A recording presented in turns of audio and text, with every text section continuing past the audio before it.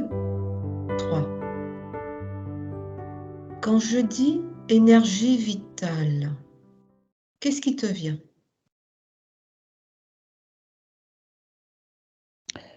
Moi, il me vient de... Comment ça s'appelle, les petites... les photons, tu sais? Oui, Les petites énergies de lumière, là. oui. Tu sais, qu'on voit dans l'air, Mmh. ils sont de partout. Oui, Et voilà, il me vient ça. Il me d'accord, vient ce truc, mais pour moi, c'est l'énergie divine. d'accord, C'est-à-dire que quand tu mets une graine, pourquoi la graine, quand tu la mets dans la terre, elle se met à pousser? Parce que c'est un truc un peu magique. Il faut qu'il y ait une intervention divine, autrement ça peut pas marcher. Je sais pas comment. Tu vois ce que je veux dire? ouais, ouais, je comprends.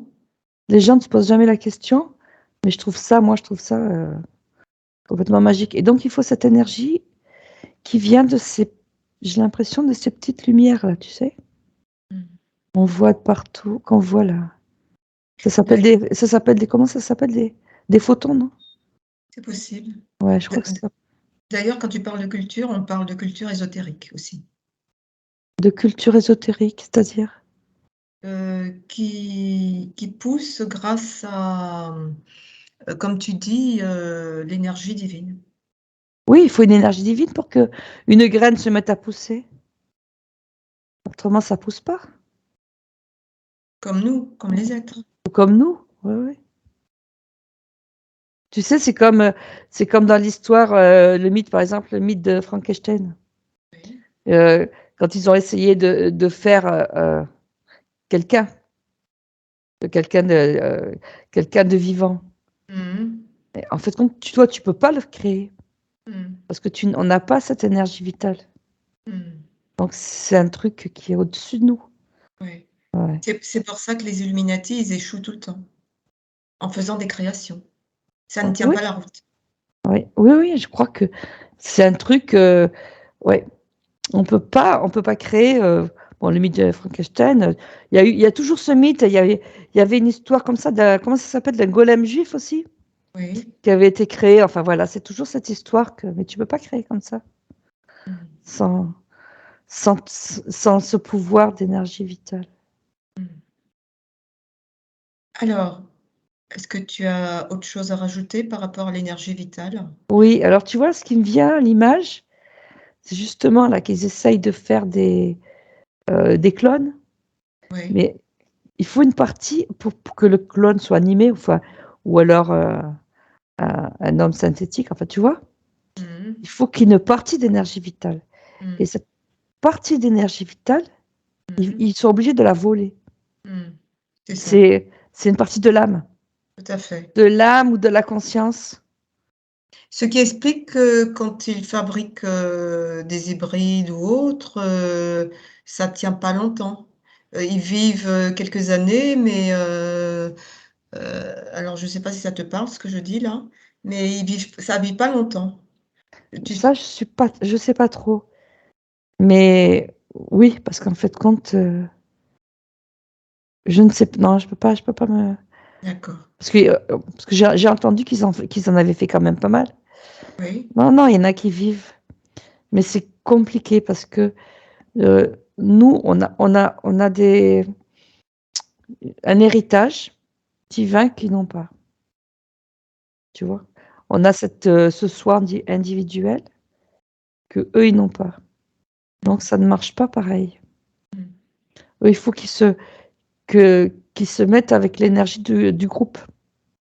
Ouais. C'est pour ça qu'ils volent notre énergie.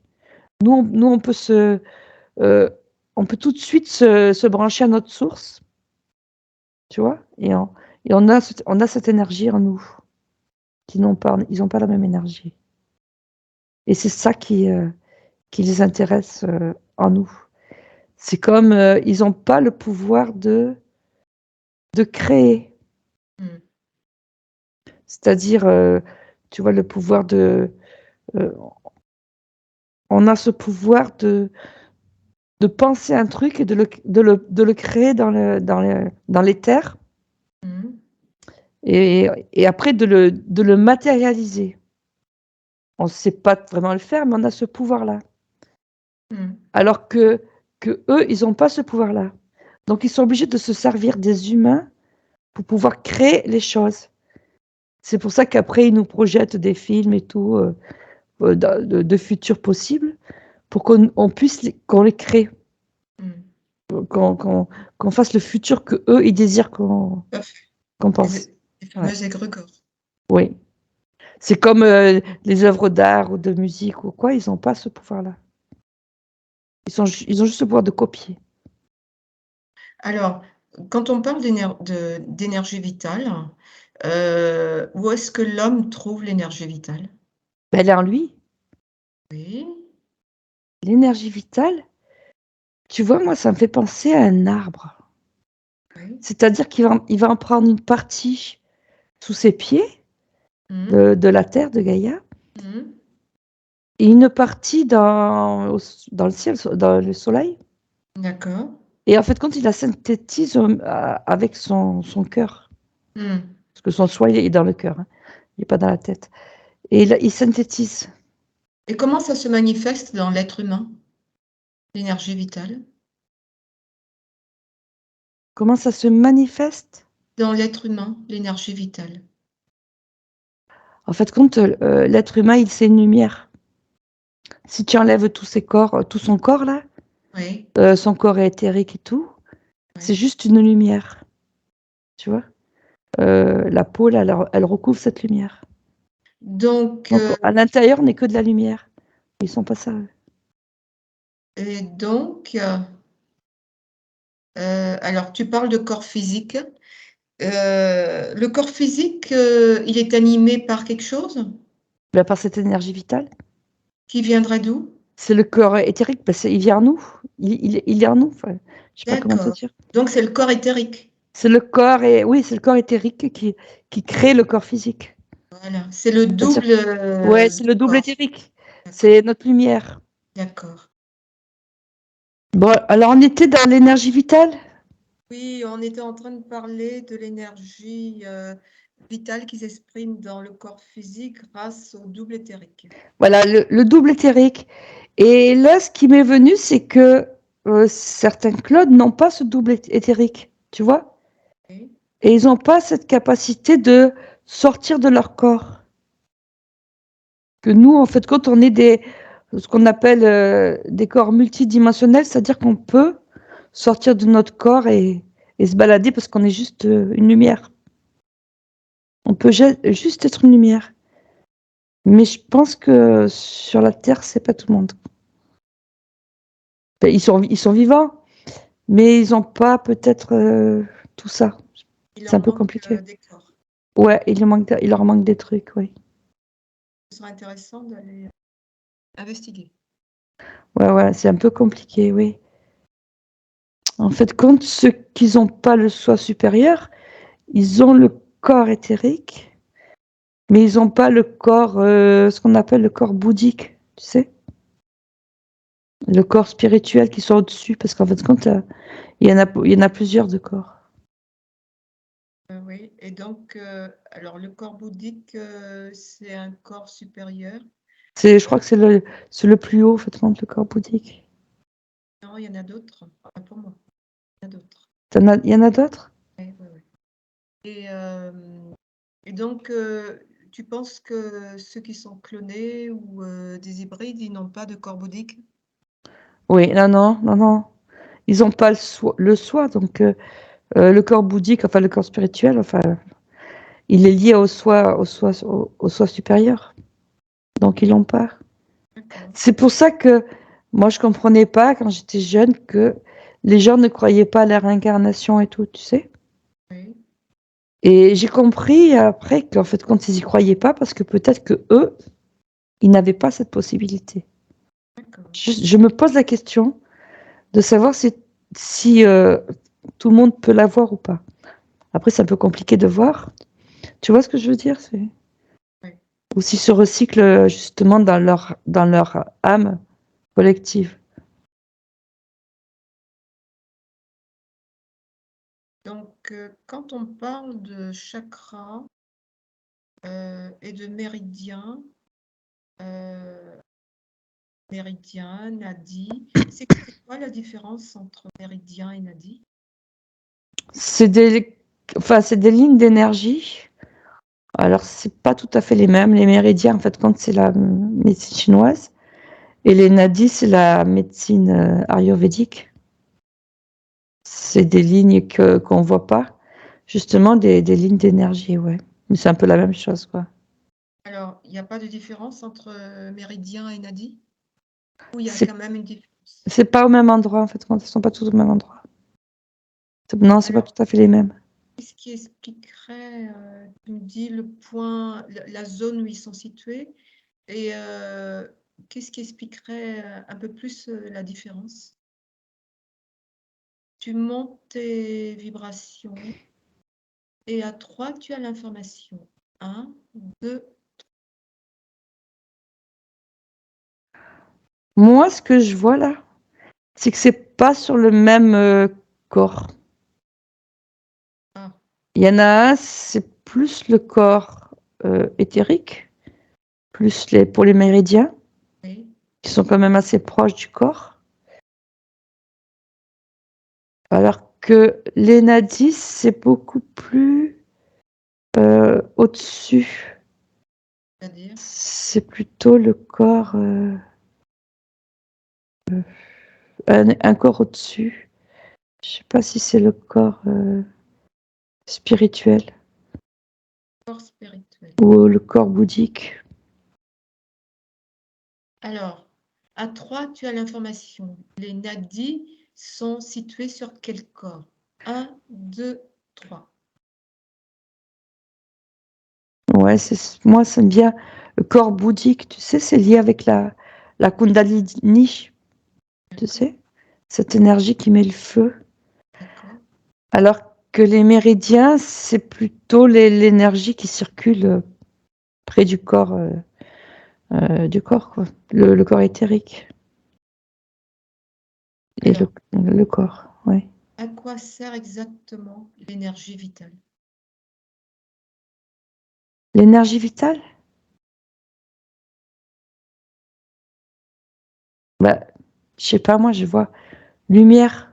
C'est celle euh, qui fait la cohésion entre toutes les cellules, qui, euh, qui, leur, qui, qui les fait se mouvoir, qui commande toutes les cellules. Et je vois toujours ces petits photons là qui bougent dans tous les sens, là, qui rentrent et qui sortent du corps. Hein. Ils sont pas complètement dans le corps, qui rentrent et qui sortent et qui font. Est-ce que c'est cette énergie vitale qui nous permet, d'être, centrés? Oui, en fait, quand tu te recentres, que tu te recentres en pensant à t'ancrer avec à la terre et puis après à t'ancrer au soleil, tu vois. Mmh. D'un coup, tu sens que ton énergie, elle grandit, tu vois. Tu te sens beaucoup, tu te sens devenir lumineux. Et tu vois que ton corps éthérique et tout, il grandit, il s'expanse. Tu vois ce que je veux dire? Oui. Ton corps, il s'expanse. Dès que tu te recentres, ton corps, il s'expanse. C'est-à-dire qu'il devient plus léger. Donc, il monte, il grandit. Alors, tout à l'heure, on disait que l'énergie vitale s'exprime dans le corps par le biais du double éthérique. Est-ce que précisément, tu peux voir quels, sont des points d'énergie vitale dans notre corps? Des sources d'énergie vitale dans notre corps? Bah, ce sont les chakras principaux. Oui, Tu as les chakras principaux le long de la colonne vertébrale. Après, tu as des chakras sous les pieds, dans les mains. puisque quand tu touches, tu peux prendre justement de l'énergie. D'accord. Quand tu caresses quelqu'un, tu lui prends de l'énergie. D'accord. Quand tu caresses un chat, tu récupères de l'énergie du chat. Quand tu consentis que tu marches pieds nus, tu prends l'énergie sous tes pieds. Et après, tu as la peau aussi, les pores, qui prennent une partie de l'énergie aussi. Ça, c'est le soleil. Le soleil, l'air, enfin, tout ce qui est autour. Et donc cette énergie, comment elle se transforme, dans le corps? Ben, en fait, compte, ça, c'est décrit dans la médecine chinoise. Hein. Tu as 3 sortes d'énergie. Tu as l'énergie que tu prends de tes parents, d'accord? Alors, tu vas monter tes L'énergie vibrations. que tu as à la naissance, de ton père et de ta mère, qui sont dans tes reins, dans un de tes reins. Après, tu as l'énergie que tu prends en mangeant, avec ton estomac, et l'énergie que tu prends en respirant respirant avec tes poumons et avec tes pores. Et Alors c'est quand l'énergie des poumons et de la rate, de ce que tu manges, qui va faire l'énergie de ton corps. Enfin, c'est 3 énergies, qu'ils appellent alors le chi, oui. alors quand tu parles de un des reins, tu parles du rein ou tu parles du rein gauche ou du rein droit? Parce que je sais qu'on parle du rein Je pour crois que s c'est le rein droit qui a l'énergie, d'accord. je crois bien. Il y en a un qui est justement l'énergie. Donc c'est une énergie que tu as à la naissance et qu'après tu gardes toute ta vie. Donc on te dit toujours, par médecine chinoise, de faire attention de ne pas la gaspiller. Et après, donc ça c'est l'énergie que tu as à la naissance, et primordiale. Et après, tu as l'énergie que tu as en respirant et en mangeant. C'est complémentaire. Ouais. Et qui sert à faire marcher, euh, à faire marcher tous tes méridiens, c'est-à-dire, hein, parce qu'il y a plusieurs chi, chaque organe a son énergie propre. Et voilà. Et en fait, compte, si tu as des canaux d'énergie, enfin les méridiens où l'énergie passe mal, c'est comme ça que tu deviens malade. C'est assez complexe comme système. Alors, est-ce qu'il y a des méthodes pour, mieux canaliser l'énergie vitale?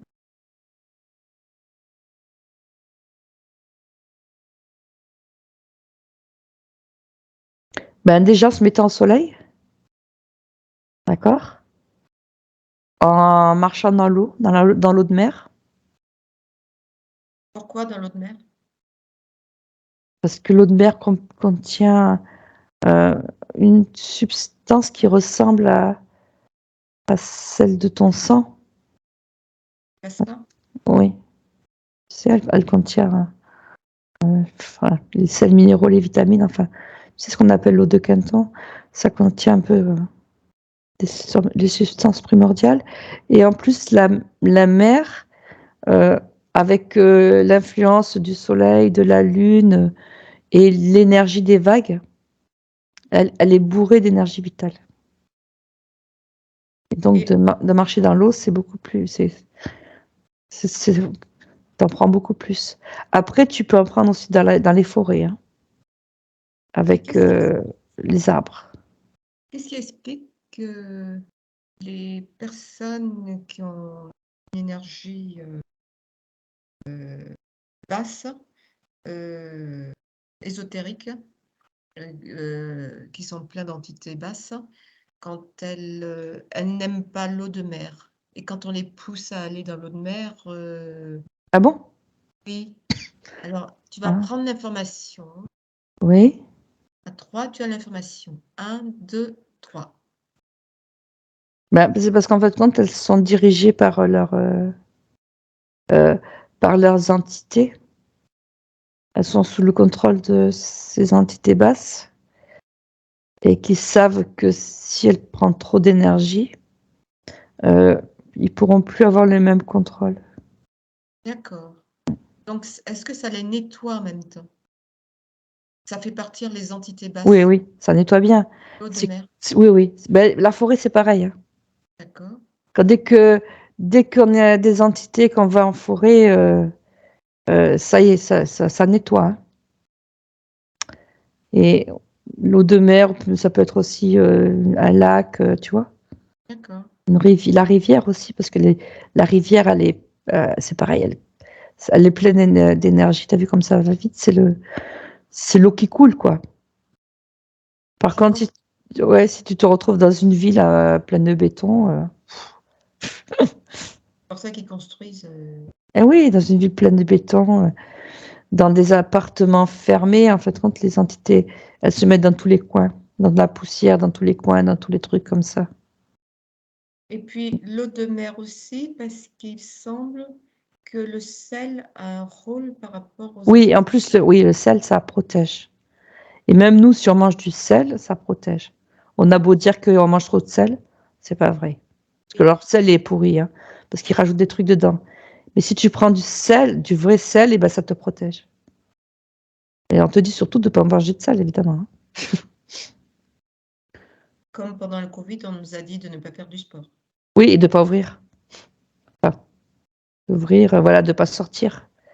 Et quand tu restes enfermé, et en fait, compte, voilà. Et de mettre un truc sur le nez, donc t'as plus la respiration. Donc les Alors choses, elles se collent dedans, hein. j'avais une autre, question, mais je pense que tu as répondu. Est-ce que des conditions ésotériques peuvent être en cause d'une énergie basse chez une personne? Bah oui. Déjà, il y a tous les symboles. Parce qu'en fait, compte, les symboles, c'est pas tant le symbole, c'est l'égrégore. Tu vois? T'imagines que les gens, ils fassent des messes noires avec comment ça s'appelle, la croix, là. Mmh. Ça crée un égrégore. Et plus il y aura des gens qui feront des messes noires, et ce qui attireront des entités négatifs, plus l'égrégore sera puissant. C'est pour ça que maintenant, cet égrégore, il est hyper puissant au niveau négatif. Alors qu'à l'époque, il était positif. C'est comme la croix gammée, c'était un égrégore positif qui est devenu négatif. Mais maintenant, c'est lié à toute la tuerie qu'il y a eu pendant la guerre. Donc, ça attire toutes les entités, quoi. Tous ces symboles-là. Et Alors ce que je te disais, les gens là, dans le showbiz et tout, en fait, quand tu vois toutes les marques de voitures, les cils, ça, tous les grands logos là, des marques connues là, c'est que tirer des grégores négatifs. Donc c'est chaud, quoi, hein.